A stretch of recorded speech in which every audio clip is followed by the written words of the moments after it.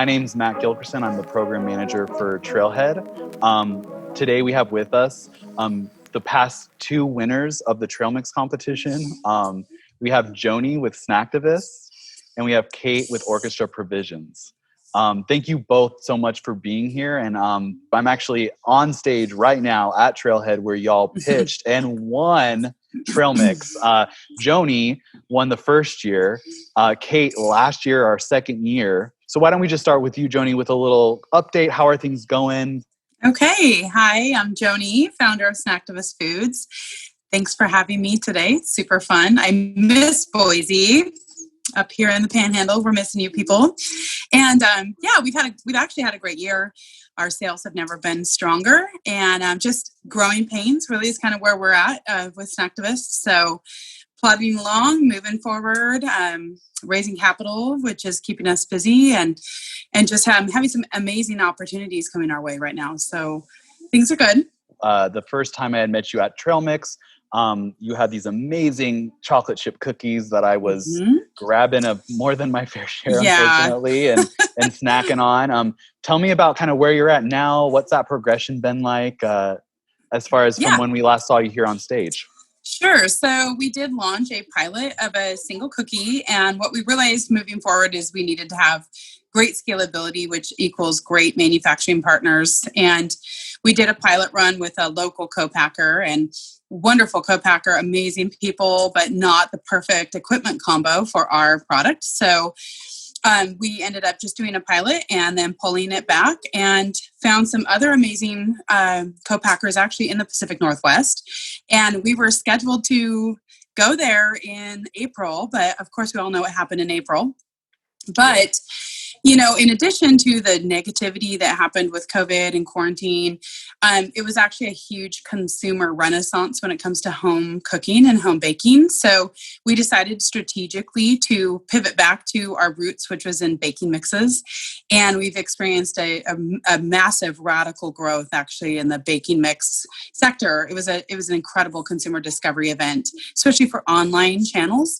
And so we were able to pivot to that. That's been our focus this year. I mean, that's one of the things you always hear from any entrepreneur is half of the battle is focus. And so we strategically said, hey, look, the cookies are not gone, but they're just on the back burner for this year while COVID and quarantine and everything is going on. So don't worry, Thomas Hammer lovers and people who love our cookies, they'll be back. So, good to know. Good to know. But for now, we have amazing baking mixes, and we're selling across the country via online channels. So very cool. Good stuff. Well, thank you for that update. I'm going to jump over to Kate now with Orchestra Provisions.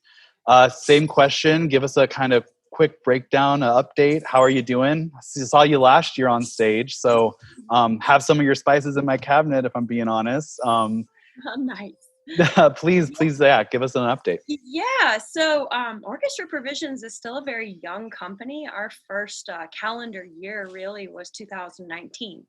So we've seen a lot of growth, and which is great. It is kind of, I feel like I'm in a bit of a holding pattern, because as COVID descended, I was just getting ready to seek out investors and kind of start scaling the spices, and also expand into the snack sector, which was going to kind of help fuel the mission of Orchestra Provisions. And luckily, since COVID did descend and I hadn't quite made that leap yet, I'm in a space that's very controlled and feeling really safe with a minimal risk. So while the company isn't making huge growth, I'm maintaining a lot of my retail locations and sales there, and seeing a really interesting growth in direct-to-consumer and visibility through my social media following.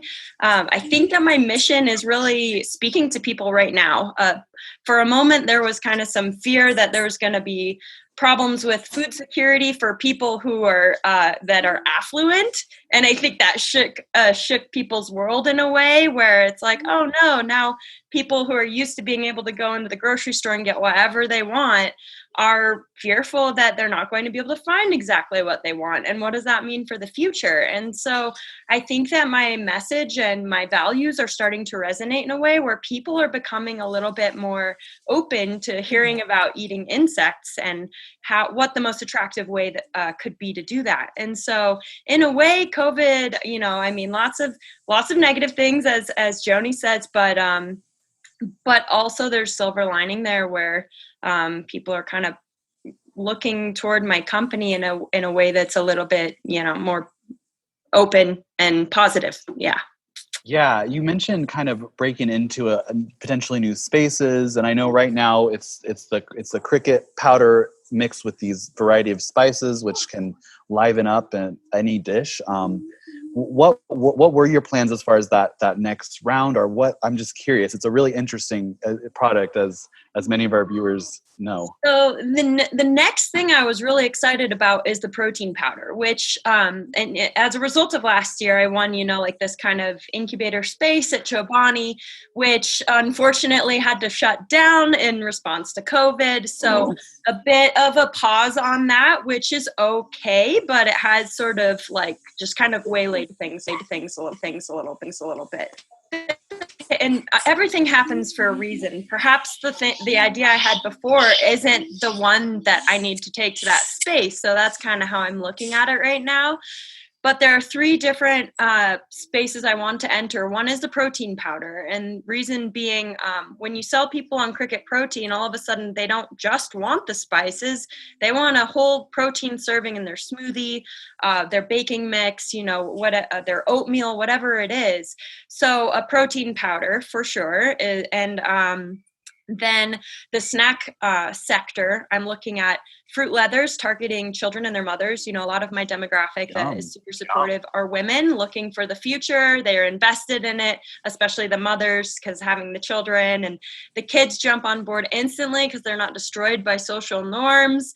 They think crickets are cool. They want to try it. And then it's tasty because really it tastes like fruit. And what mom and dad don't want their kid to have 6 grams of protein in a fruit leather.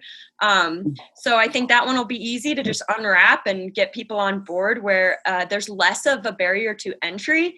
So you're not paying, $9.99 for a seasoning mix you're not sure if you're going to like. And then you also have to find the recipe and take the gamble, to make the meal. And usually if people can get through all that, they want all of the flavors.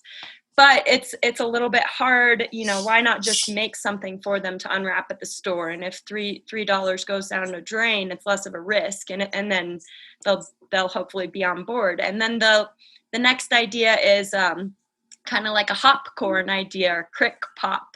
So I'm using my flavors that I already have to season popcorn. Which, everybody loves popcorn. It's a super safe space to be in. And I think that it will win people over to show that insects can be ingredients and they don't have to be eaten whole. And we can address a lot of our food systems issues by introducing them to other meals and other platforms and food service, et cetera. So.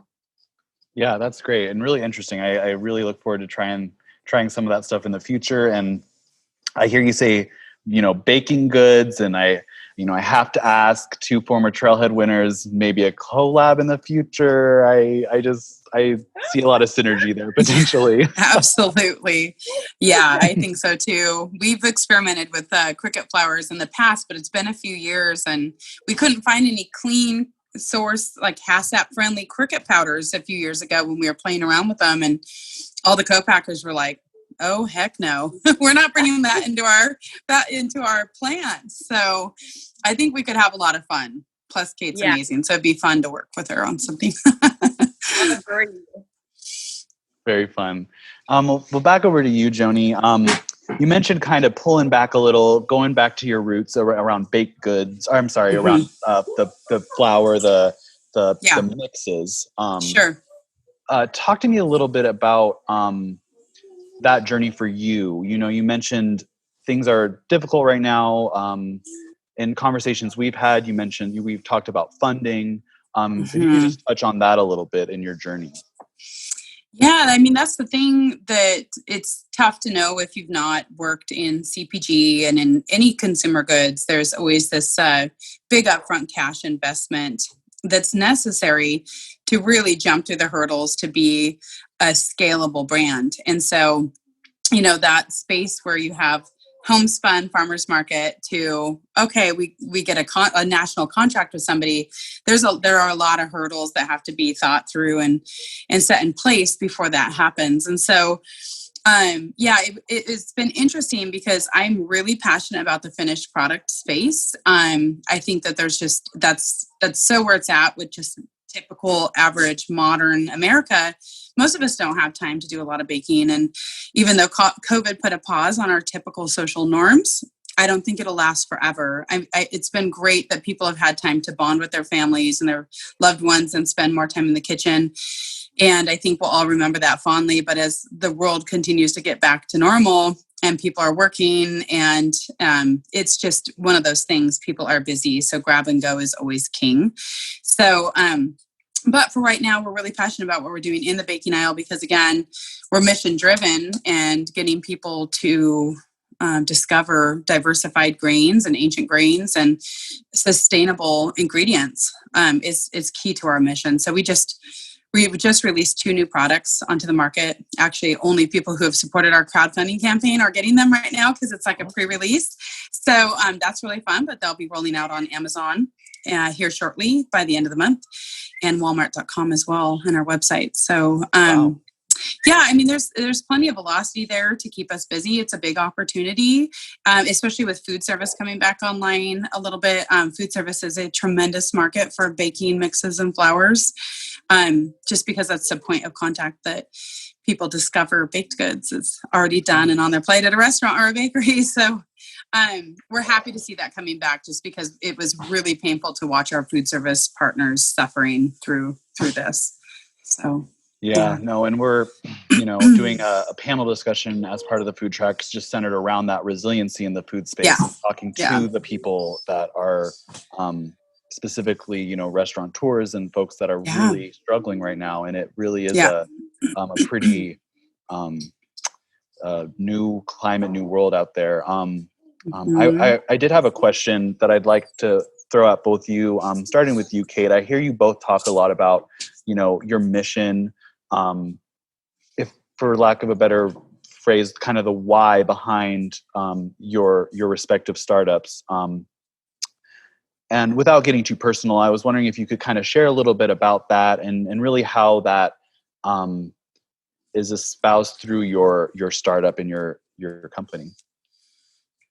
Yeah. Well, it's the reason for my company. And I think, I get a little bit, I feel like the way business is moving forward, it needs to be mission driven. It can't just be like a bottom line anymore. It needs to be socially responsible. It needs to be looking out for the earth and its inhabitants. I've always believed that the health of the earth and the health of the humans are intrinsically tied. And if you don't have healthy earth, you don't have healthy humans. So my whole deal is kind of like trying to find food justice for those who don't have access to food and nutrition. And that was part of eating crickets. It's not as if I just woke up one day and I was like, well, that looks tasty. That's definitely not how that happened. It was more about addressing iron deficiency anemia with a whole food that's an untapped resource that's easy to farm and doesn't require a lot of natural resources to do so, that's farmable in an urban setting, making protein local and always in season for big urban centers. So I think, as I mentioned before, I think that's starting to resonate with people because we can't continue on the trajectory that we're on. And I think everybody knows that at this point.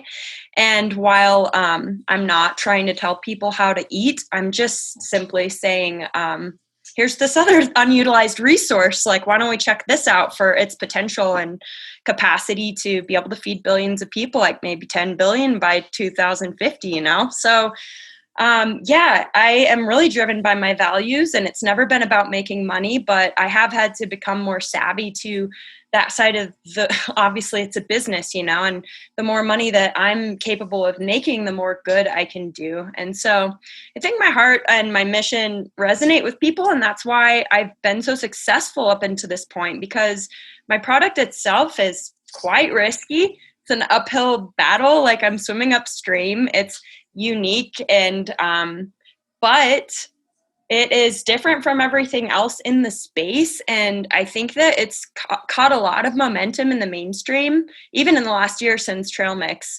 where I'm not having to do quite as much education. Before it was like, what are you doing?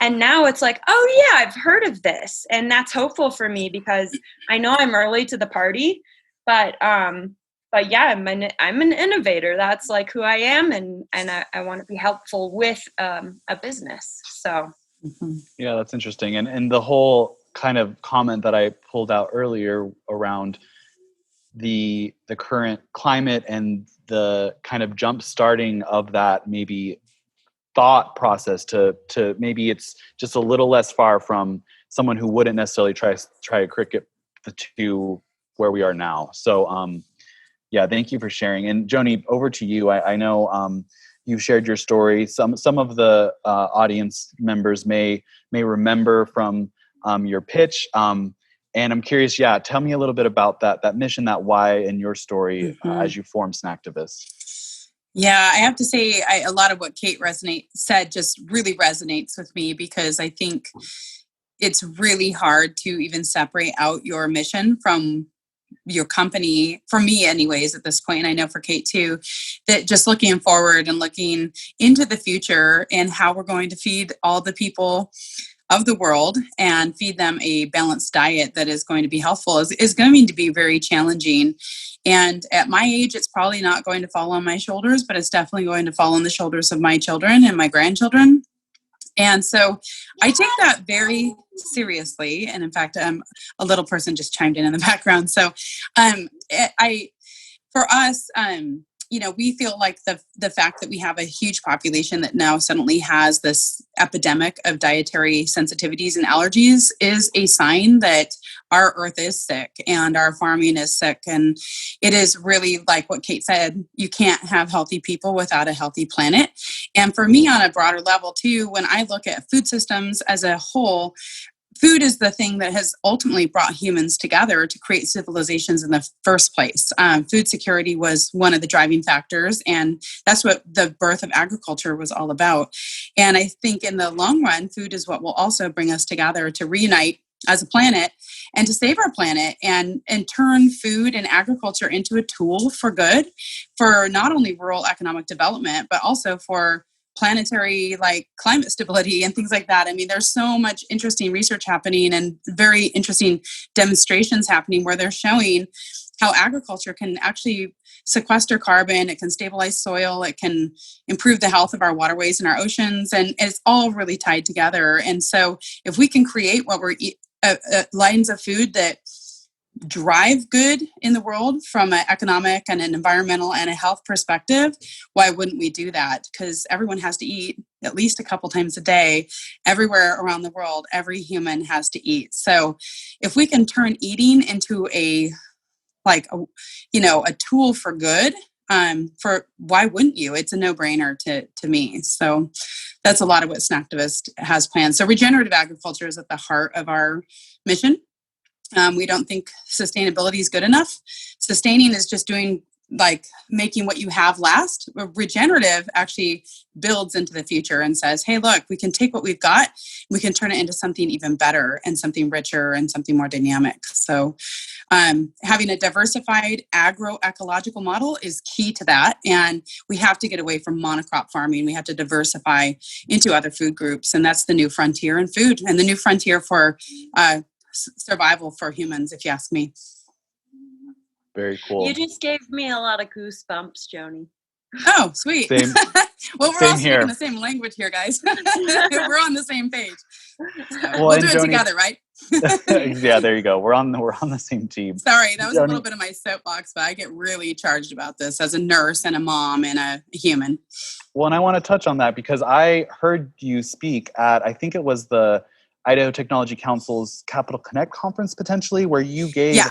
a talk, and it was very centered around, Yeah. and it has to this day stuck with me. And Okay, in good. various conversations, It wasn't exactly cheerful. I'm sorry, but I mean, but at the end of the day, this is what we need to talk about. Yeah. And what we need to be talking about. So I really do appreciate that, and it is makes up who you both are, and why you're sitting here today. I did want to mention, Kate mentioned about funding. Joni, Yeah. could you speak a little bit to that? Yeah. Well, the gender bridge in funding is a fundamental disconnect too. I think that a lot of female founders run into, and especially female founders in the food and consumer product goods category, because traditionally men are investors, and traditionally men don't get excited about consumer goods because it's not really their thing. I mean, their wife does all the shopping and the cooking, and they don't resonate with these sectors. And if you're an older white male investor, that's fine. I mean, that's your reality. You didn't grow up in the kitchen. You're not the one that shops for brands in the grocery store. And there's just not an emotional connection there like there would be to machinery or technology or things that they're more familiar with as a personal consumer. And so I feel like there's a formidable gap in connecting with investors for female-led consumer goods companies. It's a tough bridge. It's a tough sell because they just don't always understand.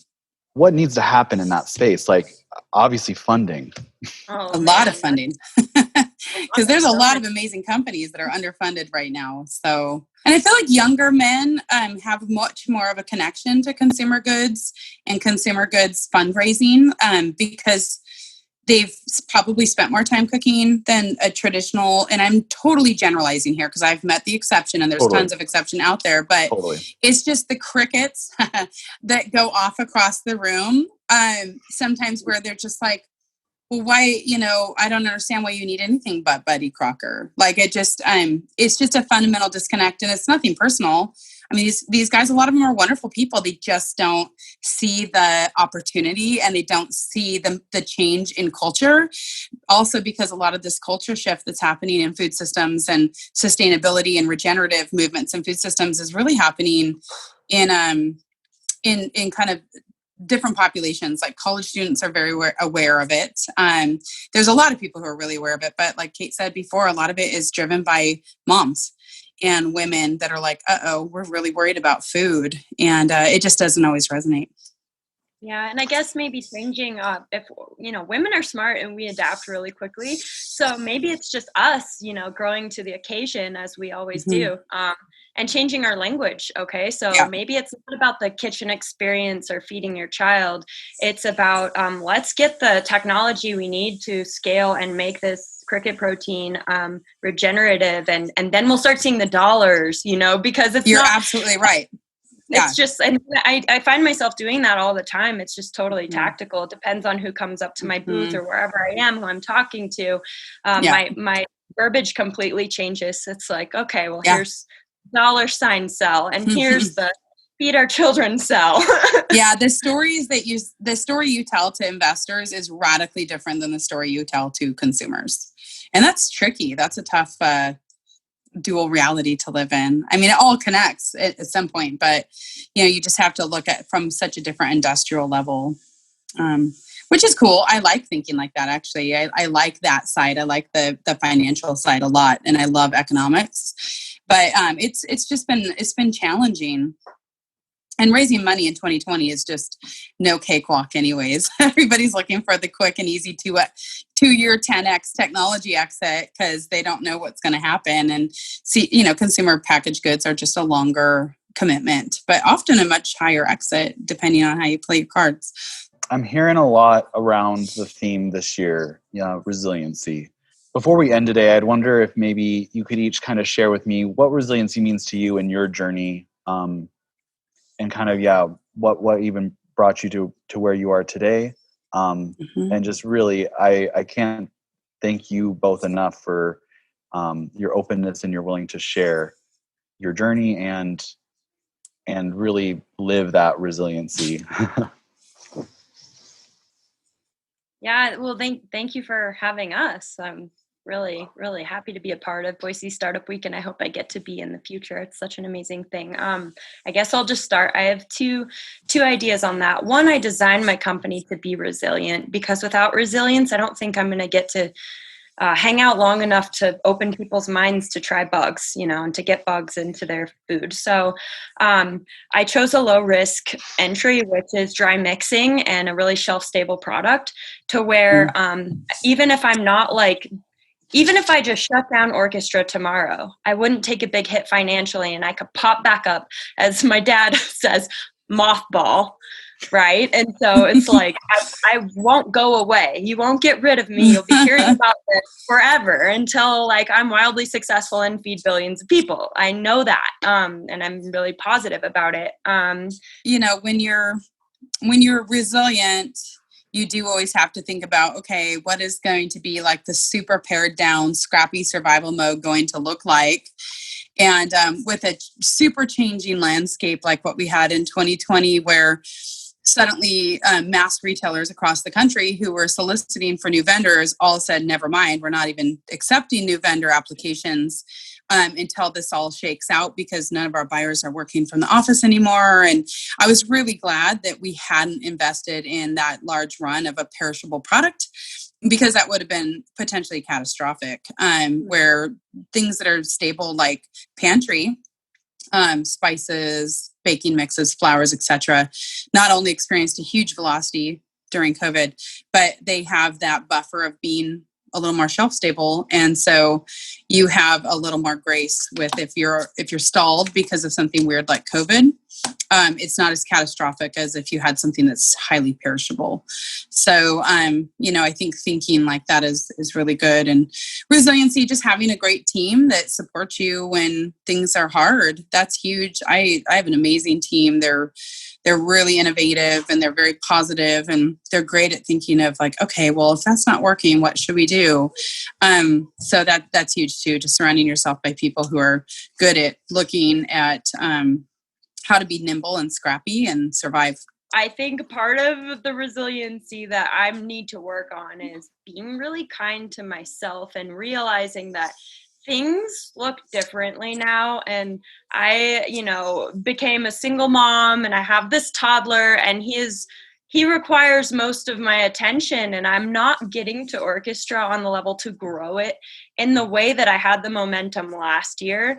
And it's okay, because it still has a lot of potential. And just because in this moment, the toddler needs to eat, and then it is squirrel, squirrel, squirrel, and all of a sudden the day is gone, and all of a sudden the week is gone.